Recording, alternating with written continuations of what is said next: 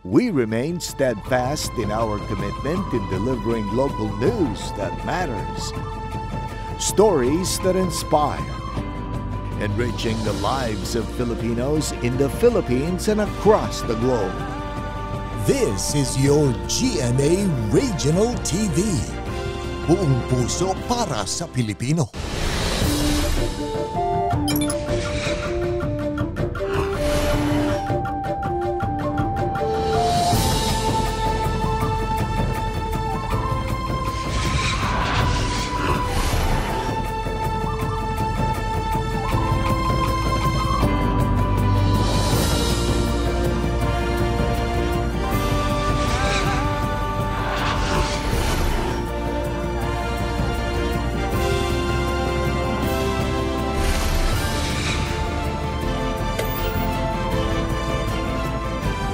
Ito ang GMA Regional TV, Balitang Southern Tagalog. Magandang hapon mga kapuso, narito na ang Balitang Southern Tagalog. Hatid namin ang mga pinakamalaki at pinakahuling balita sa Timog Katagalugan. Live mula rito sa GMA Batangas Station, ako po si Ace Medrano. Buong puwersang nakatutok ang GMA Regional TV, Balitang Southern Tagalog sa paghahanda sa pagsalubong sa bagong taon. Makakasama natin live si Denise Abante sa Batangas Port para ihatid ang pinakahuling sitwasyon doon at si Paul Hernandez sa Batangas City. Umabot na sa 5 ang bilang ng mga nabiktima ng paputok sa Calabarzon ayon sa DOH. Nakalunok naman ng Watusi ang 4 na taong gulang na bata mula sa Rizal. Ang detalye sa report ni Paul Hernandez. Hindi pa rin nadadagdagan ng isang kaso ng fireworks-related injury sa Batangas Medical Center. Umaasa ang pamunuan ng ospital na hindi natataas pa ang bilang na yan, lalo't hindi naman daw nagkulang sa paalala sa publiko na umiwas na sa paputok. We want to welcome the new year healthily and tulungan natin ang Iwas Paputok campaign para maiwasan ang suffering, yung paghihirap. Sa Calabarzon Region, umakyat na sa 5 ang kaso ng biktima ng paputok mula nitong December 21 hanggang 29, 2023. 3 ang naitala sa Cavite habang tig-1 kaso sa Batangas at Rizal. Mas mataas ng 2 bilang sa parehong mga petsa sa nakalipas na 5 taon. Pero naitala ng Health Department ang unang biktima naman ng firework ingestion. Taga Rizal ang batang napaulat na nakalunok ng Watusi na inakalang candy. Ayon sa DOH, lubhang mapanganib ang Watusi na naglalaman ng yellow phosphorus, potassium chlorate at potassium nitrate. Bilang first aid, painumin ang puti ng itlog kung makakalunok ng Watusi ang biktima. 6 hanggang 8 itlog sa mga bata, habang 9 hanggang 12 itlog sa mga matatanda. Ang egg white ay albumin at ito ay nakakapag-neutralize ng poison. Pero kahit pa na ibigyan natin ng paunang lunas, dapat pa rin natin siyang dalhin sa health worker. Dahil may mga nakalalasong kemikal ang mga sangkap ng paputok at pailaw, posible itong ikamatay ng mabibiktima kung hindi maaagapan. Pinag-iingat din ng ahensya ang mga may hika at iba pang respiratory illnesses. Kasama si Buhay Adante Jr., Paul Hernandez. Balitang Southern Tagalog. Nagsimula na ang bentahan ng mga paputok sa Batangas City ngayong araw, December 29. Ang presyo ng ilang paputok tumaas kumpara noong 2022 ayon sa ilang nagtitinda. Para sa detalye, makakasama natin live si Paul Hernandez. Paul? Sa kabila ng mataas na presyo ay hindi napigilan yung ilang mga mamimili. Kaya naman, inalam na rin natin kung bakit nga ba patok sa kanila itong mga pyrotechnic devices. May paniwala pa rin ang maraming pantaboy umano ng malas at nakakapagdala ng masayang buhay para sa isang buong taon ang mga paputok at pailaw na kahit pa nga taon-taon ding may pagsipa sa presyo, bibilhin pa rin. Yung iba po, 100, mga ganon. Nasa range po na ganon. Yung iba naman po, yung dating price, parang nag-same lang din. Parang kukunti po ngayon ang kinukuhaan nila ng kasi mahal nga po ang Sa firecracker selling zone sa Barangay Kuta sa Batangas City, mangilan-ngilan na nagsisimula ng mamili. Umaaray man sa taas presyo ng paputok ngayong taon, may ilan na bibili at bibili pa rin sa ngalan ng kasiyahan at nakaugalian. Kahon-kahong fountain ang binili ng balikbayan na si John Robin. Naintindihan ko naman na tumataas din naman ngayon ang bilihin, so okay lang sa akin kahit nagbago. Para lang maging masaya din. Wag lang daw hindi makabili, kahit patingi-tingi, ayos na rin para kay Alvin. Kasi yung pampaalis din yun ng ika nga, sabi ng matatanda, yung malas, yung kung may mumong nakatira, nalayas din. Karamihan sa mga itinitinda galing Bukawi, Bulacan. Makabibili na ng fireworks mula 300 pesos hanggang 4,000 pesos. Ang fountain, 1,200 hanggang 1,500 ang kada piraso. May kwitis na 15 pesos ang kada stick. Sa lucis naman, 150 hanggang 200 pesos ang presyo. May Judas belt na 300 pesos at 5-star na 220 pesos. Bilang pag-iingat, nakahanda ang fire extinguisher, buhangin at tubig sa mga tindahan. In case po na magkaroon ng emergency, para po madali po namin ma-resolve. 3 araw lang ay tinakdang pagtitinda sa firecracker selling area na magtatapos hanggang December 31. Payo ng mga otoridad, sa mga lehitimong tindahan lamang bumili ng paputok at pailaw. Yung mahigpit na paalala naman ng mga otoridad, mahigpit na ipinagbabawal yung paninagarilyo sa loob ng firecracker zone. Bawal din na testingin yung mga paputok. Gayun din, bawal na magbenta sa mga menor de edad. Ace. Maraming salamat, Paul Hernandez. Mangilan-ngilan na lang ang mga biyahero sa Batangas City Grand Terminal ngayong araw December 29. Kanya-kanya namang diskarte ng pagpapasakay ng mga biyahero ang ilang dispatchers ng bus sa naturang terminal. Narito ang report ni Denise Abante.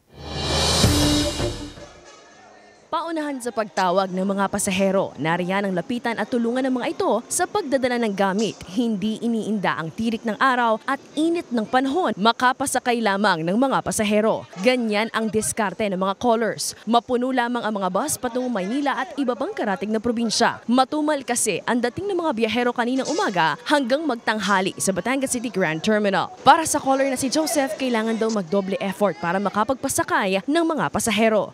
Ayaw sa makain na madaling araw, dire-diretso ang dating. Ngayon yung kaunti pa masyado. Mamaya-maya yan, papon. Ay gawa nang nag-uuwian sila ngayong papon na dahil babagong taon na eh. Ang 55 anyos na si Aling Marisa, mas pinili raw talagang hindi makisabay sa buhos ng mga pasahero noong mga nakaraang araw. Pauwi siya ngayon ng San Juan, Batangas kasama ang kanyang pamangkin at wala raw silang naranasang aberya sa kalsada. Ayaw ko po dumamay. Marami. Hindi po ako nakikisabay sa maraming tao. Ito ko po yung yung lakad ko simple lang. Manageable pa naman daw ang pagdating ng mga pasahero ngayong araw ayon sa pamunuan ng terminal. Mamayang hapon o bukas ng umaga pa raw kasi nila inaasahan ang buhos muli ng mga ito. Expected namin nasa 8 to 10,000 passengers na dadating. Sa light to moderate lang naman ang datingan nila eh. Dumadami lang talagang pasahero every afternoon.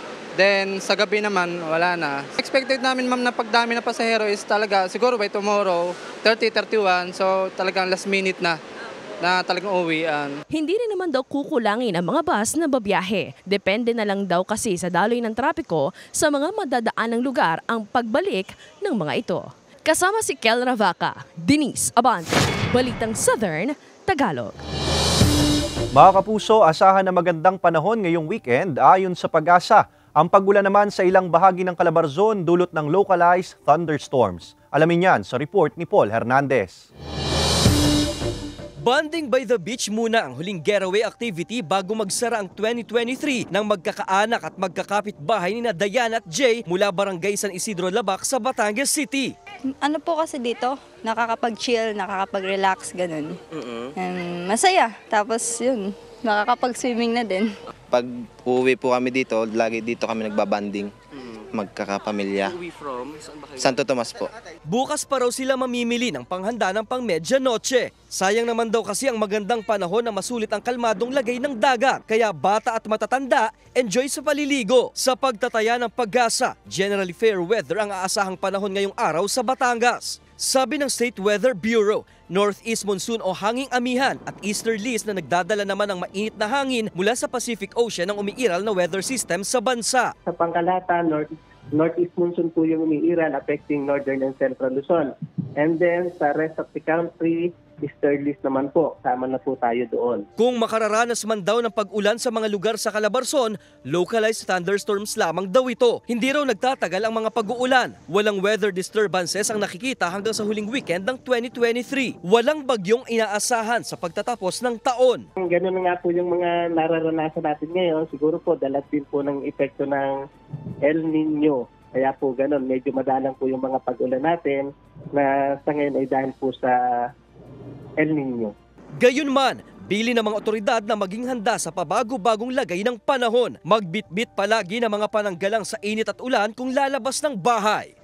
Kasama si Buhay Adante Jr., Paul Hernandez. Balitang Southern Tagalog. Dismayado ang starter piston sa hindi pag-issue ng Supreme Court ng TRO sa deadline ng PUV Modernization Program sa December 31. Samantala, papayagan pa rin ng LTFRB na pumasada ang mga PUV na hindi makakahabol sa deadline ng franchise consolidation hanggang January 31, 2024. Ang detalye sa report ni Hazel Alviar. Taliwas sa inaasahan ng mga transport group, hindi temporary restraining order o TRO ang inisyu ng Korte Suprema kundi hiningan lamang nila ng komento ang LTFRB at DOTR hinggil sa December 31 na deadline ng PUV Modernization Program. Ikinadismaya at kinundi na ito ng transport group na Southern Tagalog Region Transport Sector Organization o Starter Piston. Ayon sa grupo, isa itong pamamaraan nila para bigyan ng pabor ang programa kahit patuloy na ipinapanawagan ng ilang mga driver at operator na ito ay may basura. Hanggang sa kasalukuyan, tuloy-tuloy ang aming paghahanda upang tuloy-tuloy din na kondinahin ang pahirap na PUV Modernization Program. Ngayong araw nagkaisa ang grupong Piston at Manibela na nagtungo sa himpilan ng LTFRB para patuloy na ipanawagan ang pagbasura sa PUV Modernization Program. Sinisikapan ng GMA Regional TV Balitang Southern Tagalog na makuha ang panig ng LTFRB hinggil dito. Samantala sa inilabas na 5 pahina na Memorandum Circular No. 2023-052 ng LTFRB, nakasaad dito na papayagan pa rin nilang pumasada hanggang sa January 31, 2024 ang mga jeepney na hindi makakahabol sa deadline ng franchise consolidation. Pero paglilinaw nila na hindi na sila papayagang makapag-consolidate at iisyuhan pa rin sila ng show cause order kung bakit hindi sila nakahabol sa December 31 na deadline. Hazel Alviar, Balitang Southern Tagalog. Ito ang GMA Regional TV, Balitang Southern Tagalog.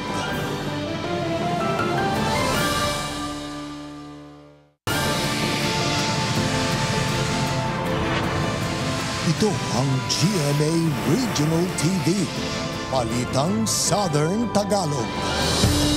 Patayang 33 anyos na babae sa Sariaya, Quezon matapos mabangga ng fuel tanker ang minamanehong tricycle na gamit sa pangangalakal. Tutukan yan sa report ni Paul Hernandez. Wasak ang sidecar ng tricycle na gamit sa pangangalakal ng 33 anyos na si Elma nang masalpok umano ng fuel tanker sa kahabaan ng Ecotourism Road sa Barangay Bignay 1, Sariaya, Quezon. Sa lakas ng pagkakabangga, tumilapon pa raw ang biktima dahilan ng pagkasawi nito. Siya po ay papauwi na po sana itong ating biktima doon po sa Sitio Puntor sa Bignay 1. Ngunit sa kasawiyang palad ay siya po ay inabutan po ng aksidente. Sa investigasyon ng Sariaya Municipal Police Station, kasunod ng tricycle ang fuel tanker. Dahil sa basa ang kalsada dulot ng pag-uulan, dumulas pa rin umano ang gulong ng tanker kahit pa nagpreno ang driver nito. Hindi naman po kabilisan, gawa po ng yung area naman po ay medyo busy road din po. Sinisikap na mahinga ng panig ng GMA Regional TV Balitang Southern Tagalog ang pamilya ng nasawi at driver ng fuel tanker. Pero ayon sa pulisya, may kasunduan na ang dalawang partido. Nag-submit na rin sila ng affidavit sila nila dito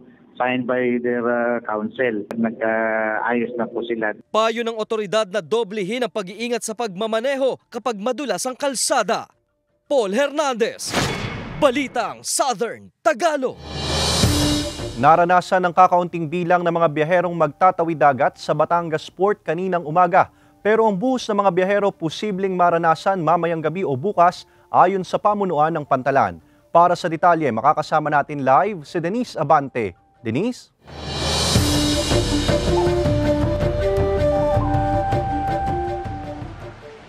Sa mga oras na ito, may pailan-ilan pa rin mga pasaherong humahabol para makapagtawid dagat ngayong araw, December 29. Wala na rin ang mahabang pila ng mga pasahero sa ticketing booth. Halos wala ng biyaherong naghihintay sa passenger waiting area na ito sa labas ng terminal building sa Batangas Port kaninang umaga. At di gaya noong mga nakarang araw, walang siksikan at mahabang pila sa harap ng ticketing booth sa loob ng pantalan. Pero ang ilang biyahero na hindi umabot sa biyahe ng barko, sa loob ng terminal building na lang nagpalipas ng gabi. Gaya na lang ng mag-anak na ito ni Beverly na patungong Ojongan, Romblon. Sa pantalan na sila natulog para makatipid sa gastos. Mahirap ang pabalik-balik, malayo, gastos pa. Maigi kung may pera. Ay gustong magkabakasyon ng aking asawa doon sa kanila. Hindi pinagbigyan ko. Ay ang hiling ko kami maka uwi ng maayos. At maganda lang ang namin. Hindi rin daw umabot sa biyahe ng barko kagabi ang pasaherong si Joyet kasama ang anak. Pinili ko po kasi yung place po naman ay safe, saka nandyan din po naman yung restroom, saka importante naman po kasi yung babiyahe, mapapagod naman, saka kasi may kasama akong anak. Dati naman po kasi pag lumuluwas din kami ng mga anak ko, nakakatulog din kami kahit nung maliit pa tong terminal. Pero hindi na lang pamilya ang may planong bakasyon dahil kahit mga turistang gaya ni Thomas at kaibigan mula Paris, France, nahatak daw ng ganda ng Boracay. Dito raw nila sasalubungin ang 2024. We are looking for a place to have fun, and we heard a good thing about Boracay, so that's why we decided, I landed like 2 days ago in the country. Ngayong Biyernes, huling araw ng pasok ng ilan bago ang salubong sa bagong taon. Inaasahan ang posibleng buhos pa ng mga pasahero ngayong hapon o mamayang gabi. Sabi naman ng Marina 4, sapat ang mga barkong babiyahe at nakataas pa rin ang relaxation order sa mga barko hanggang January 3. Ibig sabihin, oras na mapuno ang mga barko, wala nang hihintaing oras pa ng pag-alis at maaari na agad silang magtawid dagat para makabalik agad at mabilis ang paghahatid ng mga pasahero. At ang bilin ng Philippine Coast Guard kung nagbabalak na magbitbit ng mga paputok, wag na raw gawin lalo't isa yan sa ipinagbabawal ipasok sa barko. Ace, ayon sa pamunuan ng PPA Batangas, umabot sa mahigit 8,000 outbound passengers ang naitala simula kaninang umaga hanggang kaninang alas 4 ng hapon. Pero titingnan pa rin daw nila ang posibilidad kung may pagdagsa pa ng mga pasahero mamayang gabi. Ace? Maraming salamat, Denise Abante. Pinaiigting ang police visibility ngayong nalalapit na pagsalubong sa bagong taon. Nakadeploy na rin ang mahigit 7,000 pulis sa iba't ibang lugar sa Calabarzon ayon sa Police Regional Office. Narito ang report ni Paul Hernandez.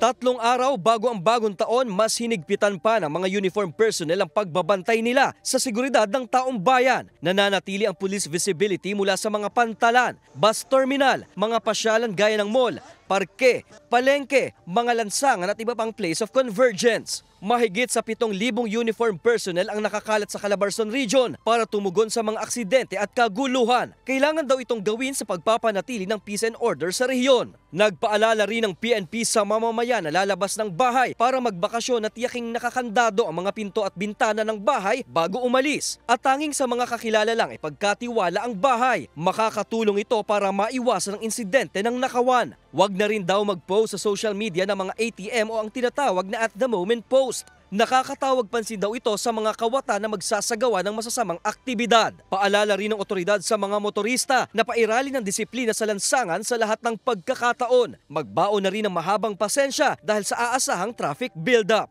Mayroon din po kami mahigit na 1,000 personnel from the regional office, and then iba pa po yung mga from provincial office na nasa admin duty na itatap din po natin na mag-duty sa mga bayan-bayan na medyo kumbaga matao. Paul Hernandez, Balitang Southern Tagalog. Proud si Max Collins na naging bahagi ng pelikulang Firefly. Samantala, ibinahagi ng ilang Kapuso stars ang kanilang New Year's resolutions. Narito ang report ni Hazel Alviar. Sa ibinahaging video na ito ni Max Collins sa kanyang social media account, makikita ang excitement at saya ng mga cast ng pelikulang Firefly. Saad ni Max, proud daw siyang maging bahagi ng award-winning na pelikula. Looking forward naman ang Kapuso Star sa bagong taon, kaya naman ilan sa kanila ang nagbahagi ng kanilang New Year's resolution. More to come ang sabi ni Ruru Madrid at Bianca Umalis sa darating na 2024. Nais daw i-challenge ni Ruru ang kanyang sarili hindi lang sa pagpapaganda ng kanyang katawan, kundi pati ng kanyang kalusugan. Maging consistent sa kanyang pag-aalaga sa katawan naman ang resolution ni Jack Roberto dahil hindi raw siya masyadong nakapag-workout nitong mga huling buwan ng taon. Ganito rin ang nais ng Sangre Star na si Kelvin Miranda.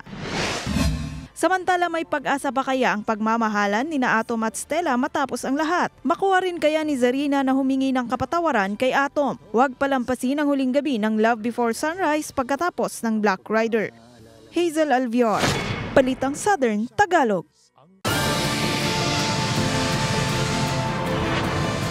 Ito ang GMA Regional TV, Balitang Southern Tagalog.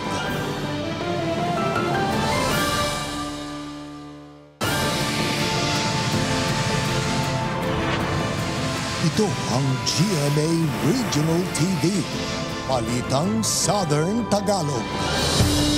Patay ang isang katao habang sugatan ng 4 na iba pa sa salpukan ng 2 SUV sa Santa Elena, Camarines Norte. Tutukan yan sa report ni Hazel Alviar.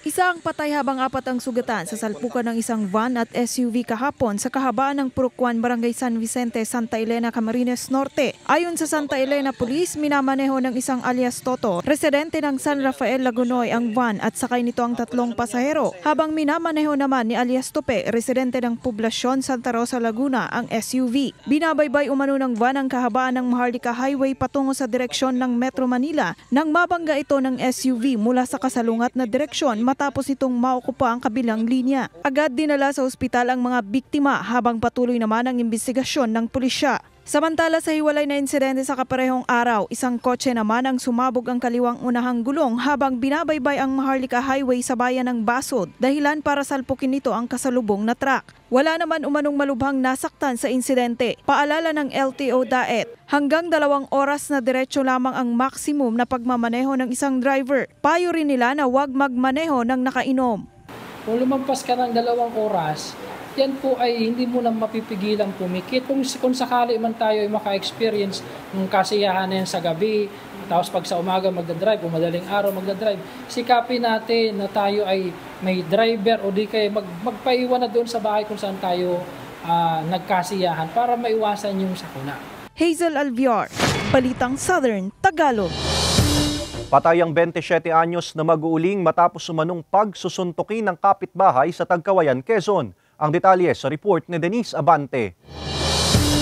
Nasawi ang 27 anyos na mag-uuling sa Barangay Mansilay, Tagkawayan, Quezon matapos umano siyang pagsusuntukin ng kanyang kapitbahay pasado alas 9 ng gabi noong Martes. Sa investigasyon ng pulisya, pumunta raw sa bahay ng sospek ang umano'y lasing na biktima at nag-amok. Nagkaroon ng alitan sa pagitan ng biktima at ng sospek na nauwi sa panununtok. Kasi yung biktima, sabi nung mga nakausap na gusto patayin daw yung aso. Tungkol lang po sa aso ito, hindi po sila totally magkaaway, magkalaban, nagkataon lang talaga na dala lang ng pagkalating nung biktima. Lasing po kasi yung biktima po natin ay. At nag-amok yung biktima dun sa suspect. Nagtamo ng mga matitinding sugat sa mukha at ulo ang biktima na naging sanhi ng pagkamatay nito. Samantala sumuko ang suspect sa himpilan ng pulisya nang malamang napatay niya ang biktima.